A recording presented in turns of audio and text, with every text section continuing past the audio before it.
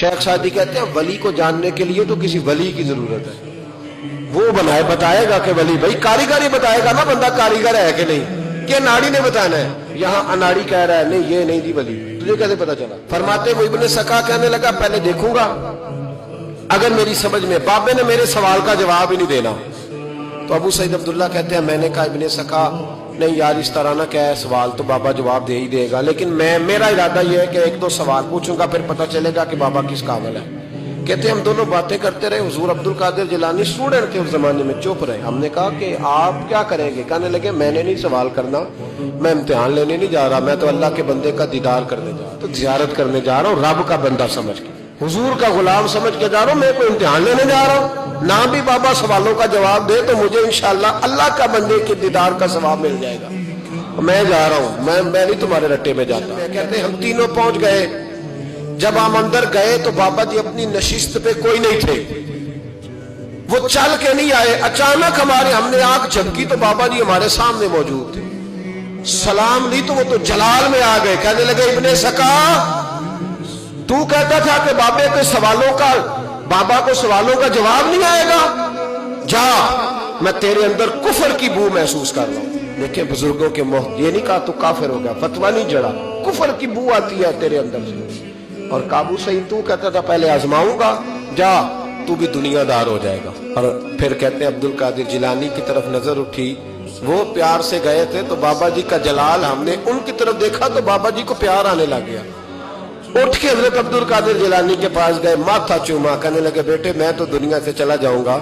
پر اس Baghdad میں وہ وقت بھی آئے گا جب تم منبر پہ بیٹھ کے اعلان کرے گا کہ ولی وہ بنے گا جس کی گردن پر میرا قدم آئے گا۔ تو نے یہ پیار کیا میرے ساتھ؟ فرمایا بیٹا میں جب تک رہوں گا تیرے لیے دعا کروں گا۔ حضرت ابو سعید عبداللہ کے پھر ایک وقت آیا کہ ابن سکا بہت بڑا عالم بن گیا، پر علم پڑھے دا مان نہ کریے،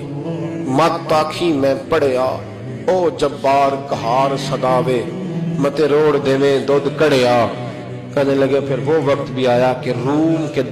عیسائی بادشاہ کے دربار میں ملازم ہو گیا، وہاں کچھ لکھنے پڑھنے کی ڈیوٹی اسے مل گئی، اور بڑی ڈنگے مارنے لگا کہ میں روم کے بادشاہ کا وزیر بن گیا ہوں۔ پھر ایک وقت وہ آیا کہ روم کے عیسائی بادشاہ کی لڑکی پر عاشق ہو گیا، کہنے لگا میرا نکاح کر دو، تو بادشاہ کہنے لگا تو عیسائی ہو جا میں کر دوں گا، کہنے لگے پھر وہ عیسائی ہوا۔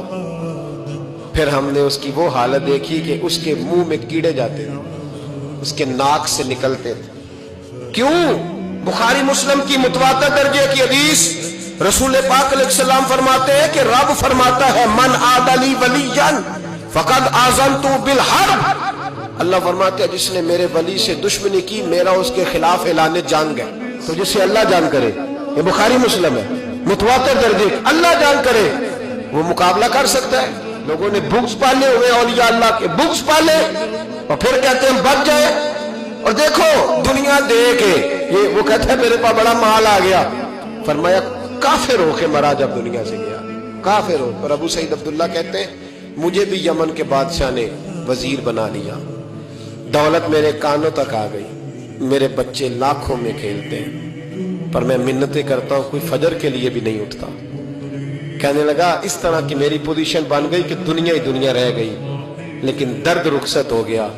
کہتے ہم اس کیفیت میں تھے تو اچانک بغداد میں اعلان ہوا کہ غوث پاک جیلانی کا منبر اتنا بڑا ہو گیا ہے کہ دور دور سے زمانہ آتا ہے، اور پھر میں نے اپنے کانوں سے سنا انہوں نے اعلان کیا بھئی ولی وہ بنے گا جس کی گردن پر میرا قدم آئے گا۔ تو لوگ کہنے لگے یہ کیا ہے؟ میں نے کہا یہ ولیوں کی محبت کا نتیجہ، یہ نیک بندوں کی محبت کا نتیجہ ہے، رزلٹ۔